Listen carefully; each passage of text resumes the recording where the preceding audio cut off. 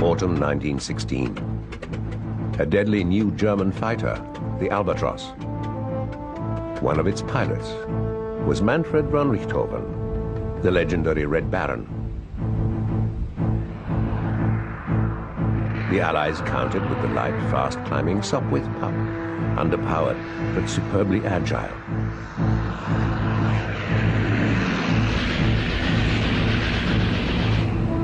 A year later, the Fokker triplane and the Red Baron's flying circus terrorized the Allies. It was the golden age of the World War I fighter.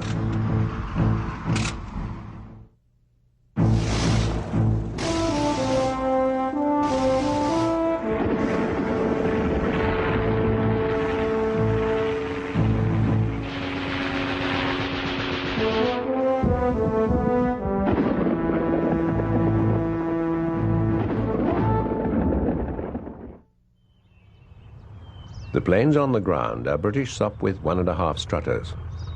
Coming into land is an FE-2. It's autumn 1916. This film shows women of the WRAF, the Women's Royal Air Force, building 1.5 strutters. The WRAF made an enormous contribution to the British war effort.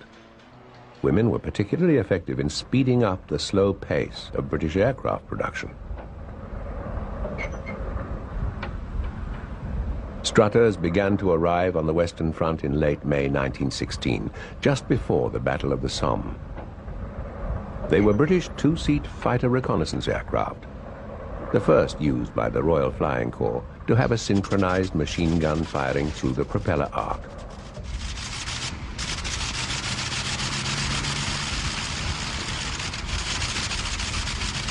An additional Lewis gun operated by the Observer made it a formidable opponent.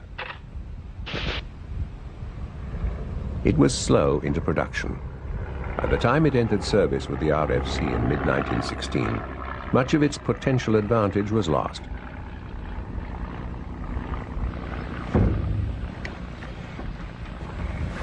It was more heavily armed than most two-seaters.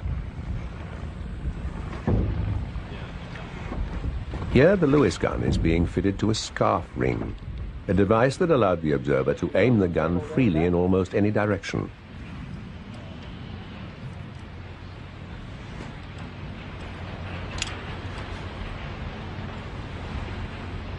Lewis gun ammunition came in drums.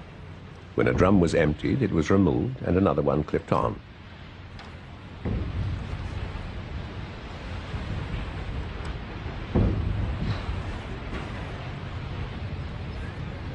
The 1.5 strutters could dogfight, escort bombers, perform reconnaissance. They were the forerunners of today's multi-role fighters like the F-16.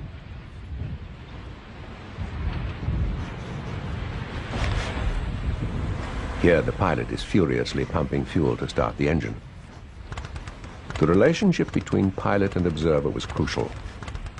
Compatible partners tended to stay together. Their bond could become so strong that Germans referred to it as a flyer's marriage.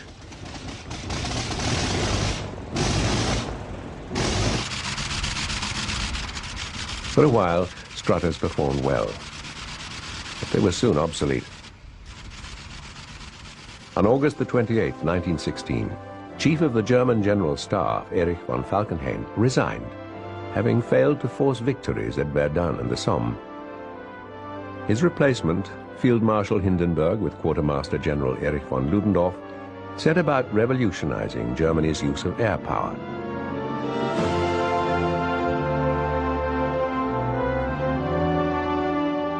Pursuit squadrons, called Jastas, were established. Jasta leaders, like the great Oswald Boelcke, were instructed to switch their tactics from defense to attack. Boelcke trained new pilots in his own theories of aerial combat. Secure every advantage, fire only at close range, fight as a team, always carry an attack through.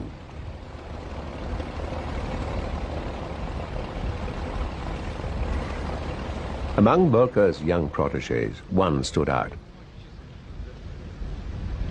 Manfred von Richthofen, drank in everything Boelcke had to say. He learned fast and achieved immediate success. Hindenburg and Ludendorff also ordered an increase in Germany's aircraft production. The Albatross Company had a new fighter design on the drawing board. Wood was a major component in its construction. Germany needed a fighter to compete with Allied Nieuports and DH-2s. In the absence of a better idea, it ordered that the French Nieuport be copied. But Albatross's own concept was far better. It would re-establish aerial superiority for Germany, not seen since the months of the Fokker scourge. The unique feature of Albatross fighters was the construction of the fuselage. The framework used conventional formers and stringers, but the skin was sheet plywood. At a time when almost all aircraft were covered with stretched fabric, this was very unusual. The plywood, bent into curves around the framework, gave the fuselage great strength and rigidity.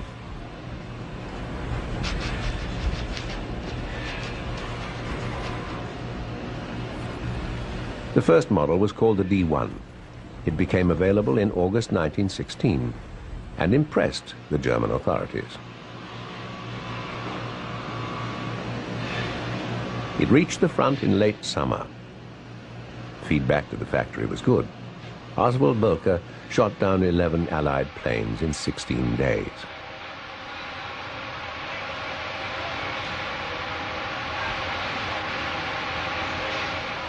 On September the 17th, Boelcke led his Jasta of Albatross D1s in the first large formation of German fighter aircraft ever to cross into Allied territory.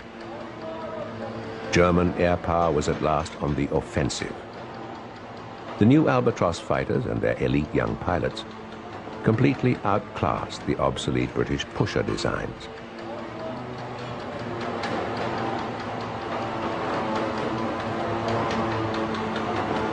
There was one criticism of the D1.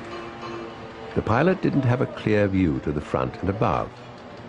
The upper wing was brought closer to the fuselage to solve this problem.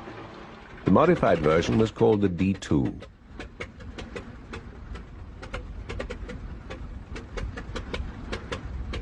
The Albatross had 2 machine guns fixed in front of the pilot, synchronized to fire through the propeller arc. This 2-gun pattern would set the standard for both German and Allied fighter aircraft. By the end of 1916, Albatross fighters were being produced at a rate which gave Germany numerical as well as technical fighter superiority.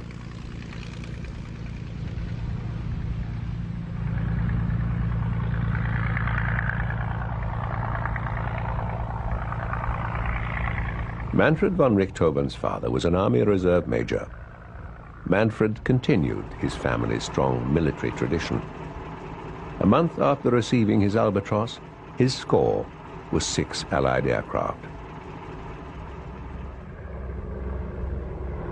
Von Richthofen and his colleagues in other Jastas honed their fighting skills. German records for September and October 1916 show 211 Allied aircraft destroyed, compared with a German loss of 39. This is rare film of an Albatross attacking a Caudron biplane. There was little doubt about the outcome of such an unequal contest. The lumbering Caudron must be destroyed, unless fate or an Allied fighter intervened.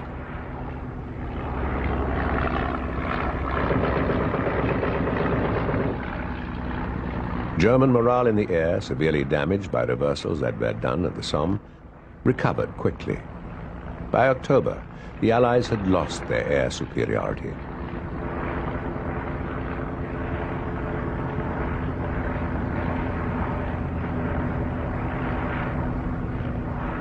A new generation of German fighter pilots, headed by von Richthofen, was making the most of a license to be aggressive.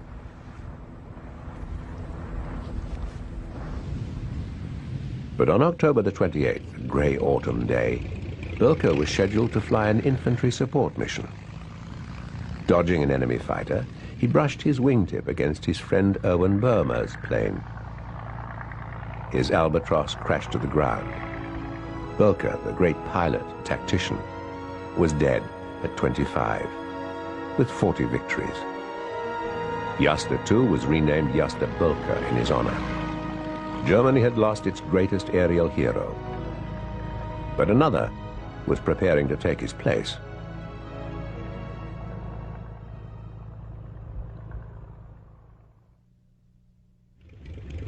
By early November 1916, von Richthofen had 8 victories. On a patrol above Lagnicourt, in northern France, he was attacked by a British DH-2. In the longest dogfight of the war, von Richthofen claimed his 9th victim.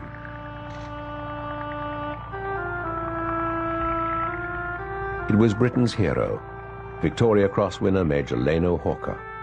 Von Richthofen had delivered another major blow to Allied morale.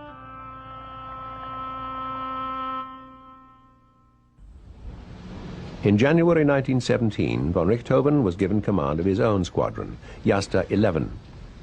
It had been in existence for several months, but had only scored one unconfirmed victory. Von Richthofen set out to pass on the knowledge and experience he'd learned from Boelcke. He coached his pilots personally, analyzing their performance and suggesting improvements.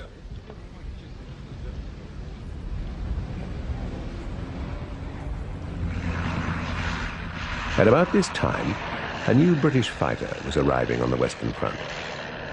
The Sopwith Pup faced a grave task. Albatrosses were overwhelming every Allied aircraft except the French Spad.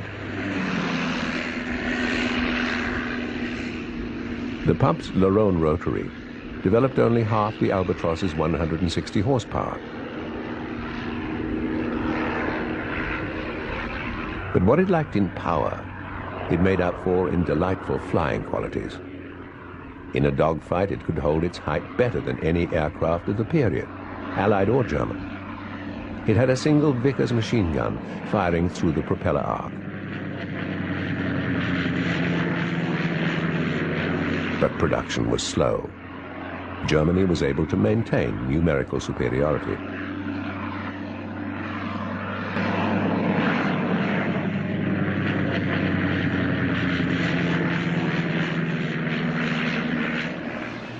In January 1917, Germany introduced a new Albatross, the D3. This is a D3 tail assembly, framed in wood with a fabric covering.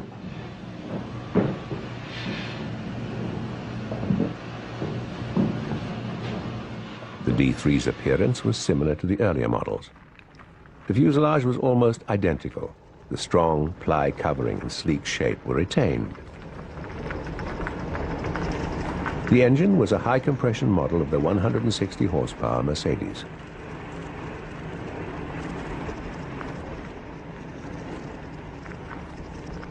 Wing layout was changed to improve downward visibility. The lower wing was made smaller, with V-shaped wing struts like the French Nieuports. V-struts had given Nieuport problems, and they'd do the same for Albatross. They allowed the lower wing to twist dangerously. One of the first D3s was supplied to Manfred von Richthofen. His lower wing cracked in flight.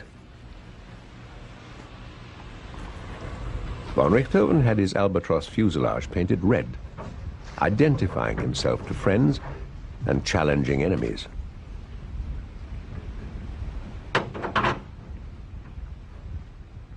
Von Richthofen would become known to the Allies as the Red Devil.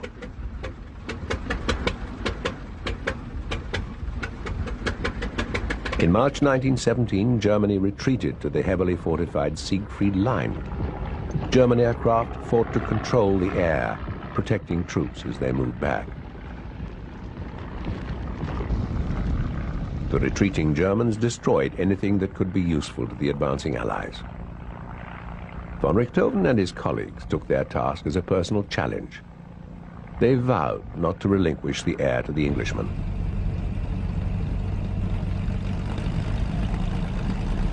From early April, Jasta 11 was based near Douai. On April the 2nd, von Richthofen's orderly awoke him, announcing that the English had arrived. Von Richthofen took off and claimed his first victim of the month that became known to the British flyers as Bloody April.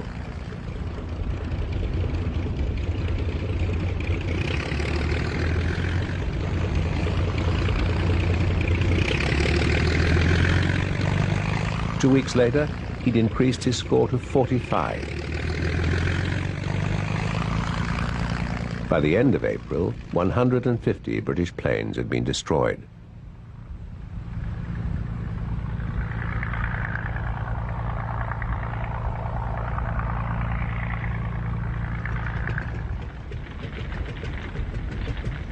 German newspapers ran stories of a British squadron dedicated to killing von Richthofen.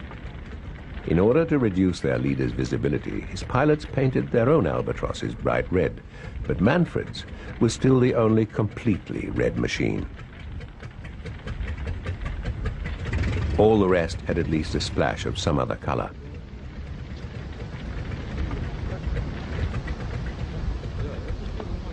In spite of the growing von Richthofen legend, all romance and chivalry had long disappeared from the war. As one British pilot said, "More often there was just the sheer bloody murder of the headhunter." Many British two-seaters in service were obsolete, little more than flying death traps for their crews.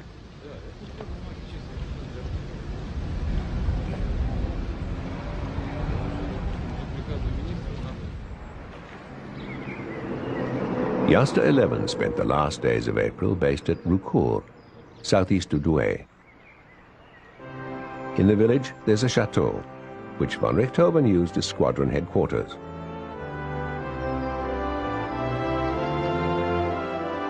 By the end of April, his score had passed 50. On May the 1st, he went on furlough. He left Yasta 11 in the hands of his brother Lothar, who was following in Manfred's footsteps as a deadly fighter pilot. Bloody April was over. Germany had reinforced its superiority in the air.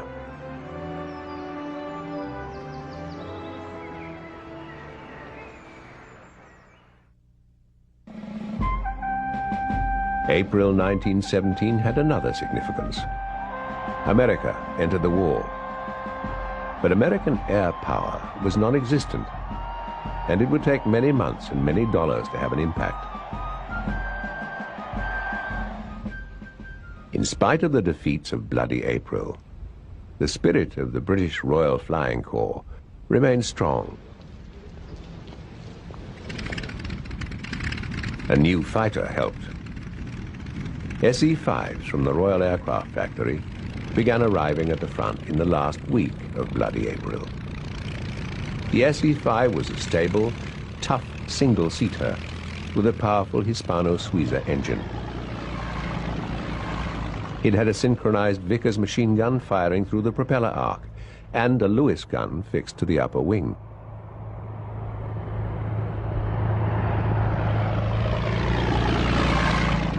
In the air, it proved to be superior to the Albatross.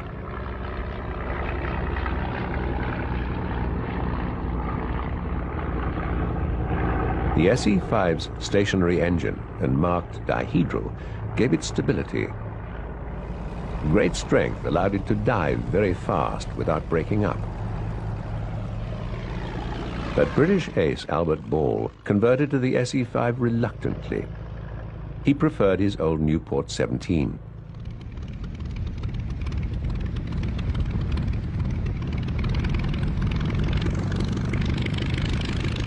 On May the 7th, Ball took off in a new SE-5. His patrol would encounter von Richthofen's Yasta 11. Manfred was still on furlough, and Lothar was in command. In a confused struggle, Lothar was forced to crash land. Ball's engine was apparently damaged, but no one's really sure why he crashed. His SE-5 hit the ground, and he was killed.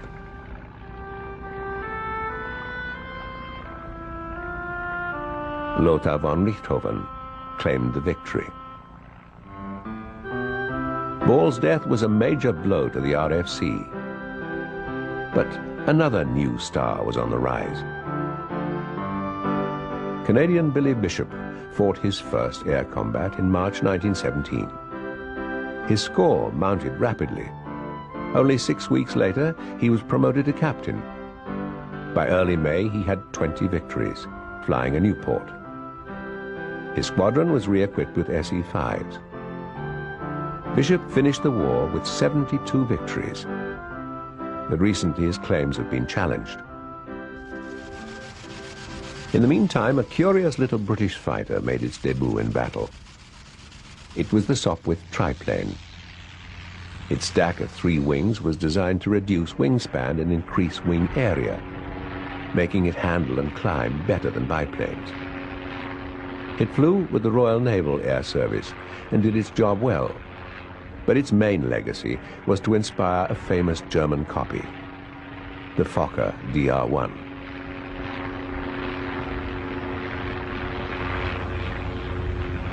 When Manfred von Richthofen returned to the front in June 1917, he had orders to implement a new German air strategy. The Yasters were to be combined into larger battle groups and housed in tents and portable sheds so they could be moved quickly to critical locations.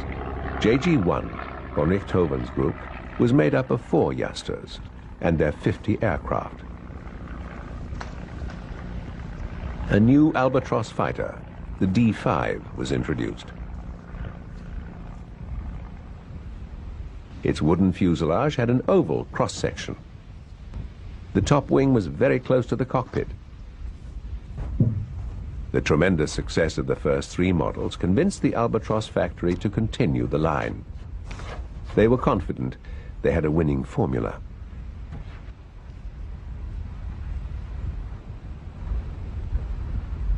The wings and tail of the D-5 were identical to the D-3. The V-strut layout was retained, in spite of its problems under stress. There was a series of fatal crashes as soon as the D-5 entered service. They were caused by wing failure. Extra wire bracing and small struts were added for strength. Pilots were warned not to dive too steeply. Further strengthening was ordered. Aircraft already delivered were to be modified. But inspections showed that this work was not performed. The crashes continued.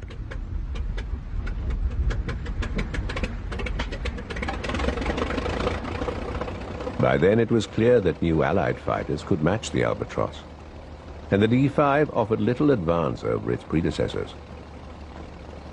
But Germany had no real alternatives ready for service. The Albatros D-5 and 5A continued in production. Germany planned a diversion that would help its new fighter groups get established. On June the 13th, 14 long-range Gotha bombers were prepared for takeoff. Their target was London. The raid was successful. 162 Londoners were killed. Britain was outraged. The Royal Flying Corps began withdrawing fighter squadrons from France to protect Britain. Ironically, the efficiency of the Gothas may have been improved by a mistake involving Britain's own long-range giant. On February the 2nd, 1917, a brand new Handley Page bomber went off course and landed unintentionally behind German lines. The Germans were able to examine this latest British strategic weapon in detail before it had even entered service. The Handley Page had a wingspan of 100 feet. It could carry almost 1,800 pounds of bombs, a far cry from the finned artillery shells dropped over the side by hand.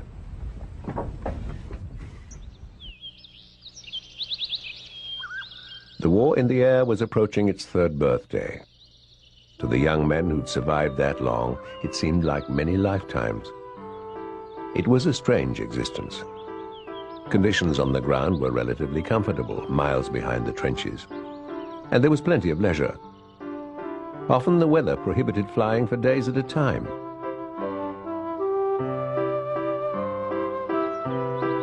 The spirit that developed in the air services was one of easygoing, casual irreverence. Dress codes were informal. Status was a question of achievement and experience, rather than a badge of rank. New arrivals to this elite brotherhood found that acceptance wasn't automatic. It took time and performance. Casualty rates were high.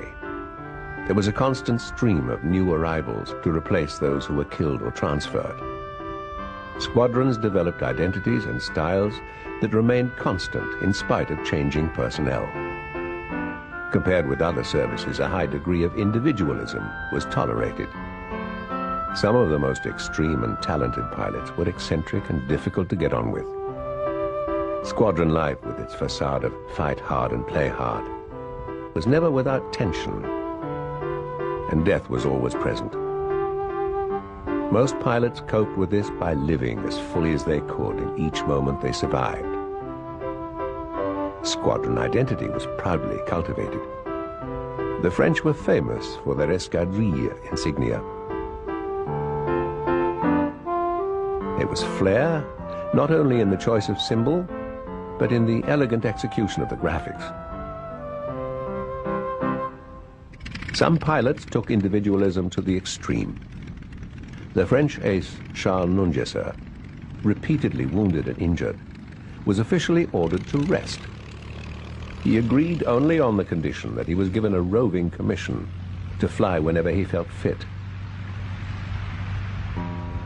Pilots could achieve almost godlike status. When France's beloved leading ace Georges Guynemer disappeared without trace in September 1917, the French population refused to believe he was dead.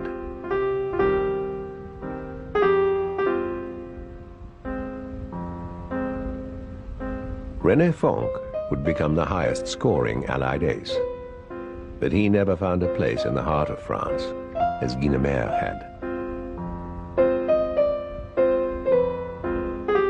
There was no doubt about his skill as a pilot. He made sure of that. He became known as a braggart and a bore. And there was no denying his marksmanship. He was famous for extreme economy in his use of ammunition. He took no unnecessary risks and studied the tactics of his opponents carefully. Through 1917, his rate of kills accelerated.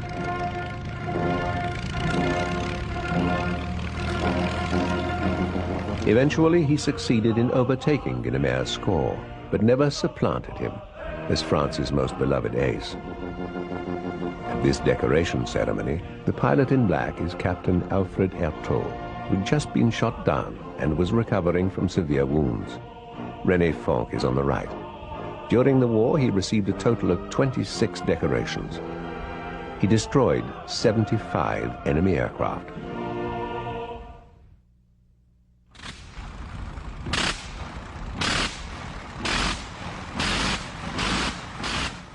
In August 1917, a new German fighter appeared on the front. It was the Fokker DR-1. DR stood for the German word Dreidecker, meaning triplane. Its design owed a great deal to the Sopwith triplane. Tony Fokker never hesitated to take other people's ideas and apply his own genius to reinventing them.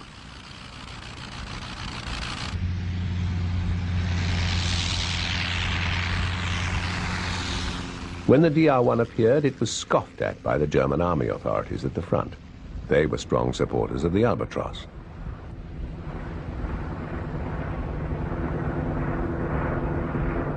But in the hands of the ace Werner Voss, the agile little fighter quickly changed their minds.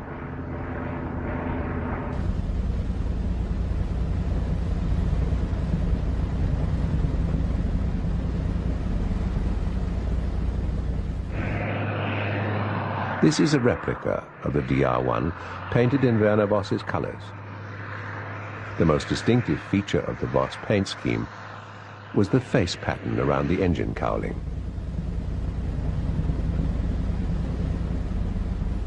In 21 days, Voss shot down 22 British aircraft.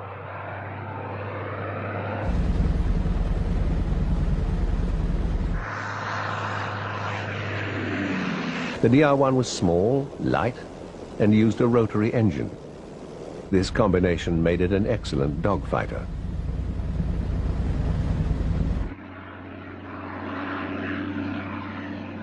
Tony Fokker was happy to concede that it wasn't fast.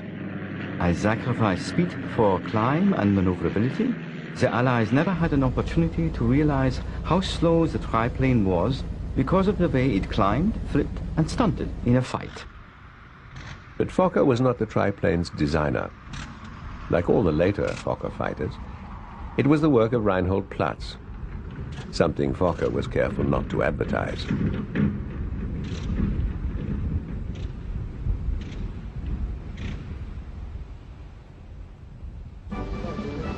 Manfred von Richthofen was shot down in July, wounded in the head. This film of von Richthofen and the Kaiser was shot in August 1917. Von Richthofen still has a bandage under his cap. The wound was serious, and he was forbidden to fly. He disobeyed, but experienced giddiness and nausea. He took delivery of his DR-1 on September the 1st. On that day, von Richthofen's score stood at 59 kills. His closest German rival was Werner Voss, with 38. On his first mission in the Fokker, von Richthofen had his easiest and one of his strangest victories. He attacked a lone British RE-8. He approached to within 100 yards, and the crew didn't react. The observer simply stood, leaving his guns untouched. Von Richthofen fired 20 bullets, and the RE-8 went down. Von Richthofen was sure his DR-1 had been mistaken for a British Sopwith triplane. Unlike the Albatros, the DR-1 had a rotary engine. Germany's major rotary was the Overhaul, a copy of the French Le Rhône.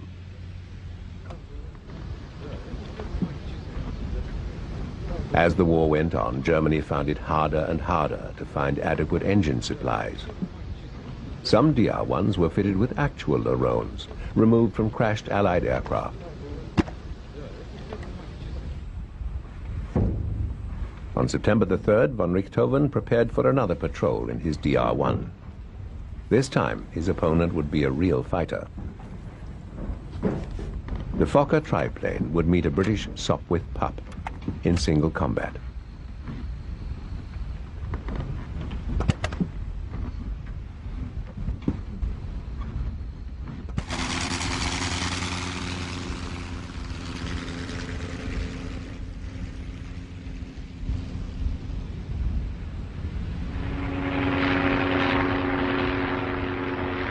Von Richthofen and 5 of his Jasta 11 pilots met a patrol of Sopwith pups.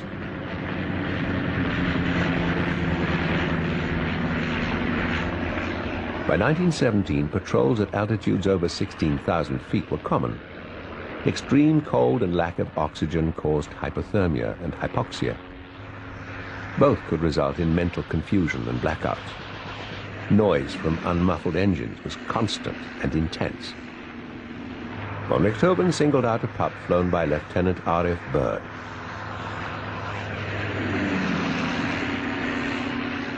The pup and the triplane were well matched. Both were light and highly maneuverable.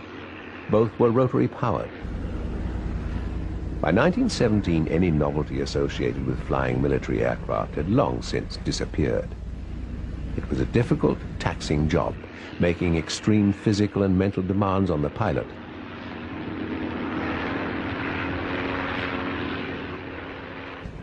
Not only was the possibility of death or horrific injury constant, there were also many physical hardships. Planes could not be set for steady flight. In rotaries, pilots were continually fighting the twisting effect of the spinning engine.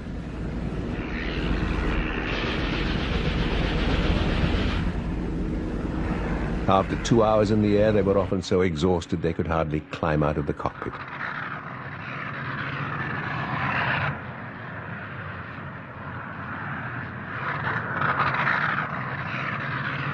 Von Richthofen forced Byrd down to lower and lower altitudes.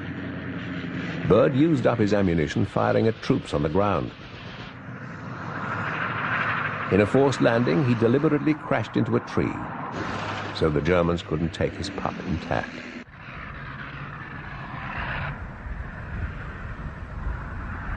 Von Richthofen had scored his 61st victory.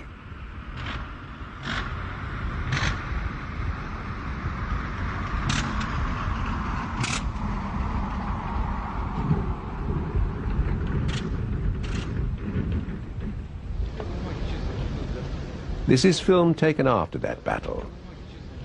Von Richthofen in the cap and Tony Fokker in the flying helmet are kneeling down to examine bullet holes in the pup's engine cowling.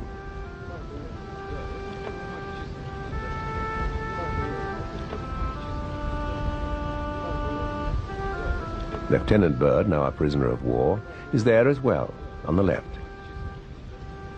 4 days later, von Richthofen returned to convalescent leave. In October, 2 Fokker triplanes broke up in the air. For the time being, the DR-1 was withdrawn from the war. Its reputation never recovered. On September the 23rd, Werner Voss had 48 victories and a massive hangover from celebrating in Berlin. On that day, in one of the epic combats of the war, he was shot down by the RFC's Rhys Davids in an SE-5A.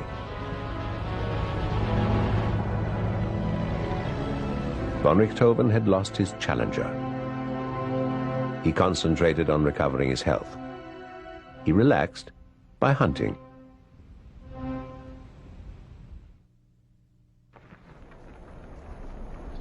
In the summer of 1917, a new British fighter entered service.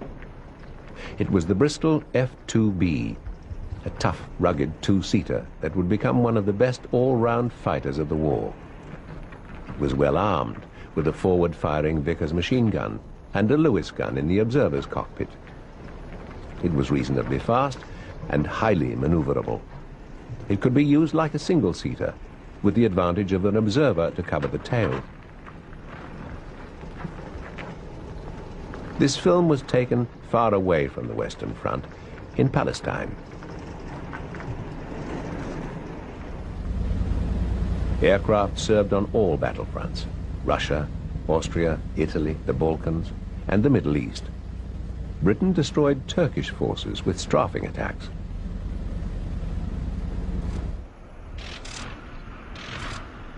Reconnaissance and bombing were the major functions of aircraft away from the Western Front. They battled the enemy and the physical conditions. Heat, dust, sand, and disease were constant problems. Airfields were few. Maintenance for aircraft like these Avro 504s was difficult. Fuel supplies were hard to maintain.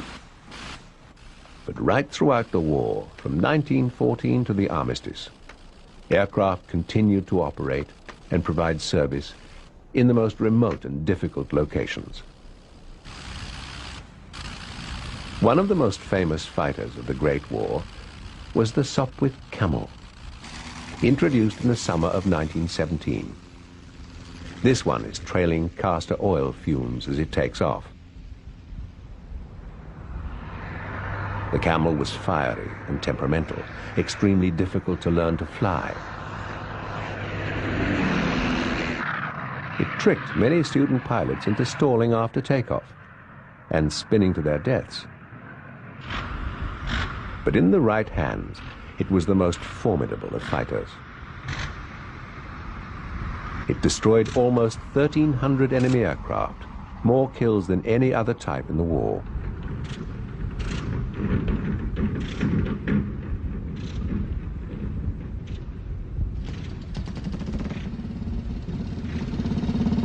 Initially, supplies of camels to the front were slow, but by the armistice, more than 4,000 had seen service.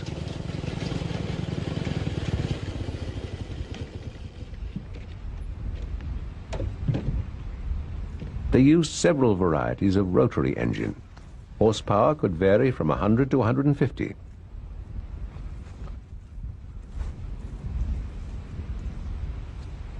Pilots either loved or hated the Camel. No one who flew it could afford to take it lightly. The fuselage was a wooden box girder, braced with wires and covered with fabric.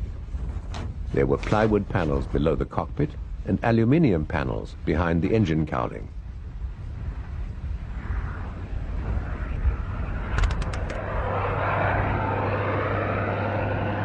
The name Camel came from the hump in front of the pilot, housing 2 Vickers machine guns.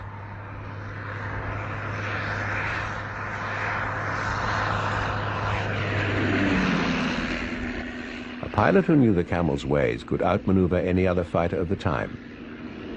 Because of the effect of its rotary engine, the nose would drop in a right turn and do the opposite, going left. An uncoordinated tight turn was likely to lead to a fatal spin. But these eccentricities could be harnessed to perform sudden and rapid movements that could win a dogfight. By early 1918, the Sopwith Camel was the most feared of all the Allied single-seat fighters.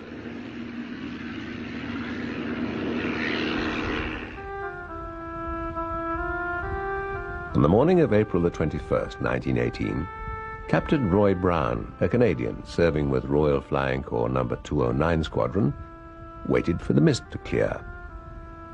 He was to lead a formation of Sopwith Camels in the Somme area east of Amiens.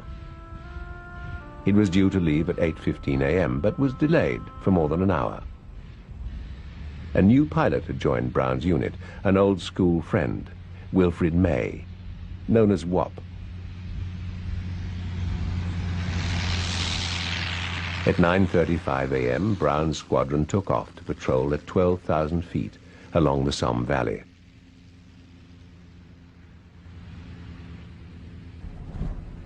A few miles across the front, Manfred von Richthofen, with a select group of his Jasta 11 pilots, took off for the same area.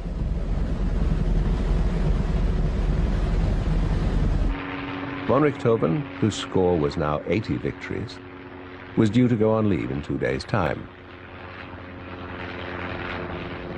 The two units met. Von Richthofen targeted Brown's friend, Wop May.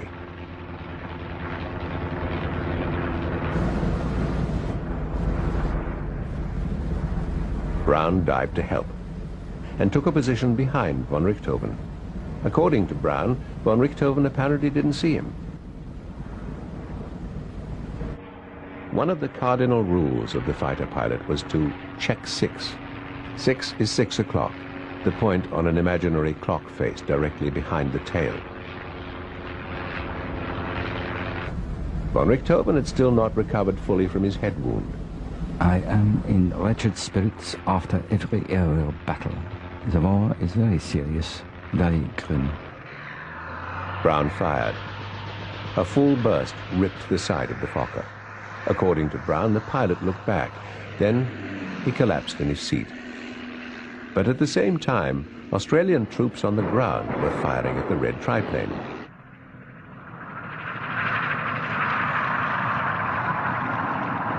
It came in for a rough landing near a brickworks on Morlancourt Ridge, above the Somme Valley. Damage was slight, but the pilot was dead. Nobody's sure whether Brown or Australian ground fire killed von Richthofen.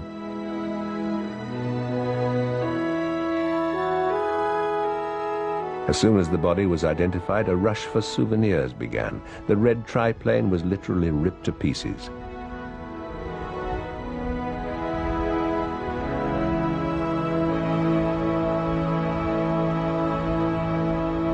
The fabric was torn off and bullet hole evidence destroyed.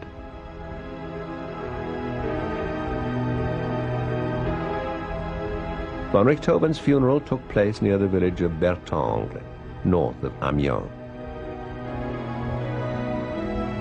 The Allies buried him with full honors. After the bitterness of the war, it was an extraordinary mark of respect.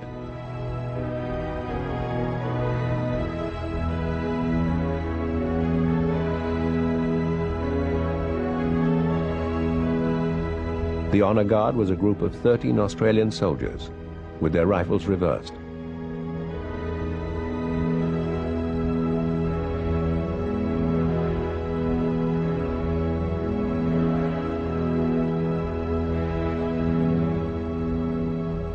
was 11 days before von Richthofen's 26th birthday.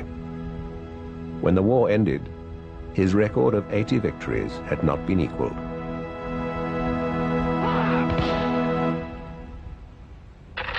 On the left is Hermann Göring. On the right is Bruno Lörzer. They were both successful pilots and had been friends for some time when von Richthofen was killed. In July, Göring, pompous and selfish, was given command of von Richthofen's fighter group. The flying circus would never be the same. A young aviator lay dying at the start of a bright summer's day. To the mechanics assembled around him, these few parting words he did say. Take the cylinder out of my kidneys, the connecting rod out of my brain. From the small of my back take the crankshaft and assemble the engine again.